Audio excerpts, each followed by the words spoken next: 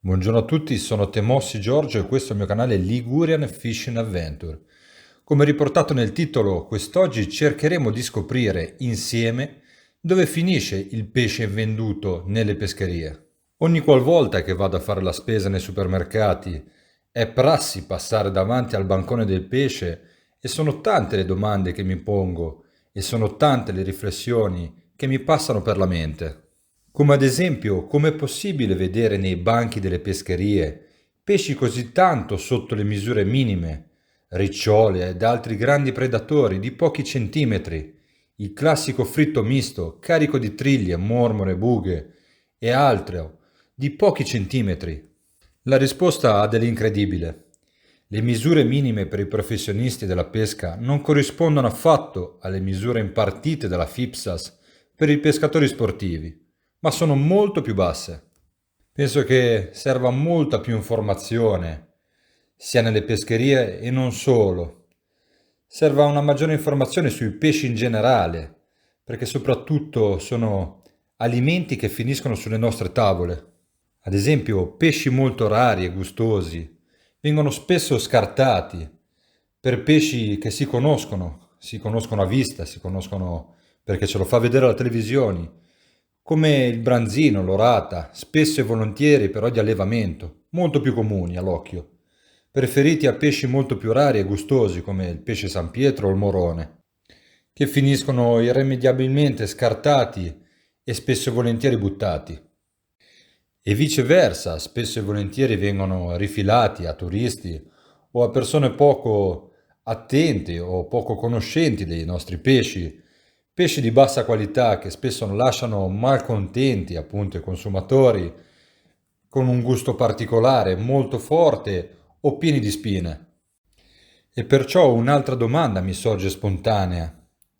Spesso chi compra si affida per non sbagliare sempre agli stessi pesci per cucinare e perciò sarà davvero necessario così tanto pescato nei banchi delle nostre pescherie. Si definirebbe uno spreco incredibile, per molti un furto al mare, perché se ci fate caso, se il giorno dopo ci ripassate, vi può capitare di rivedere sempre lì lo stesso pesce e magari il giorno dopo ancora, sempre lì, che aspetta invano.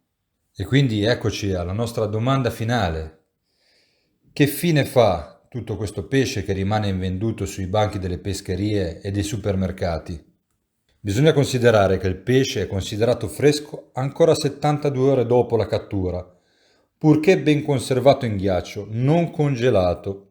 Quindi fateci caso, se vedete sul banco del buon pesce pregiato, è facile che il giorno dopo qualche esemplare venga riproposto.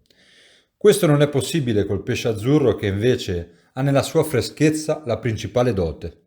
Con una breve ricerca sui social del canale Ligurian Fishing Adventure ho voluto chiedere a voi che fine fa il pescato invenduto nelle pescherie e queste sono state le vostre risposte. Alcuni di voi si sono augurati che il pesce invenduto venga riutilizzato per trasformarlo in farina di pesce o concimi vari. Alcuni mi hanno detto che il pesce invenduto viene raccolto da ditte specializzate come categoria 3, quindi sottoprodotti di origine animale, non destinati al consumo umano e smaltito come tale. Alcuni di voi mi hanno riferito che viene ritirato da ditte di smaltimento e riconvertito per combustibili per navi.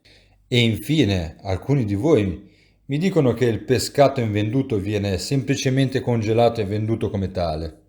Ma queste sono dicerie, risposte di persone che non fanno questo mestiere o comunque hanno sentito queste voci da altri, da terzi. Vediamo un po' cosa dicono invece chi lavora nel settore della pesca professionale. Il pesce invenduto, se diventa brutto, bisogna buttarlo via, perché non possiamo neanche congelarlo. Non abbiamo convenzioni con associazioni. Al sabato cerchiamo di evitare ogni rimanenza. C'è qualche ristorante che compra maggiori quantitativi, oppure ancora lo si può portare a casa, o si dà a qualche amico o parente. Una parte delle rimanenze viene utilizzata per preparare minestroni, infine una parte delle rimanenze viene data ai contadini per gli animali da cortile, come galline e conigli, C'è sempre un secondo utilizzo. Va però tenuto presente che per noi l'invenduto è un mancato guadagno. Quindi una breve riflessione: abbiamo visto come le dichiarazioni di chi non è pescatore per professione in realtà ascolta dicerie, e quello che abbiamo appena ascoltato lo può confermare. Altri commercianti mi hanno parlato di ditte specializzate che si occupano del ritiro e la riconversione del pescato invenduto, come ad esempio la ditta Sapi di Modena. La ditta Sapi di Modena converte quotidianamente una vasta gamma di sottoprodotti di origine animale non destinati al consumo umano, evitando che questi vadano incontro a stati di deterioramento, quindi che vadano buttati via, in poche parole.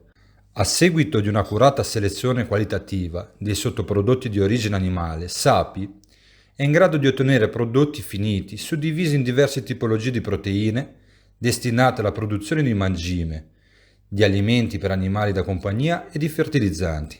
Sapi produce inoltre una vasta gamma di oli destinati all'alimentazione animale, all'industria oleochimica, all'industria saponiera e al settore dei biocarburanti. Per l'elevata qualità dei prodotti finiti sono apprezzati in tutto il mondo. Quindi dopo questo breve viaggio nelle filiere di vendita del pesce fresco, tante sono ancora le domande che non hanno risposta. È proprio necessaria avere questa politica ambientale che, pur di ripagare l'occhio del consumatore, permette di compiere sprechi indescrivibili? Non sarebbe appropriato e il caso di rivedere le misure minime per i pesci catturati e in seguito venduti dai pescatori professionisti? Non sarebbe opportuno, anche con l'utilizzo di media televisivi o video informativi, istruire i consumatori su cosa si sta per acquistare quando si parla di pescato? Ecco, io voglio lasciarvi con questi quesiti, voglio farvi riflettere ancora una volta e farvi pensare. Detto questo, continuate a seguire il canale Ligurian Fishing Adventure, continuate a iscrivervi al canale perché, come vi dico sempre, le avventure non finiscono mai.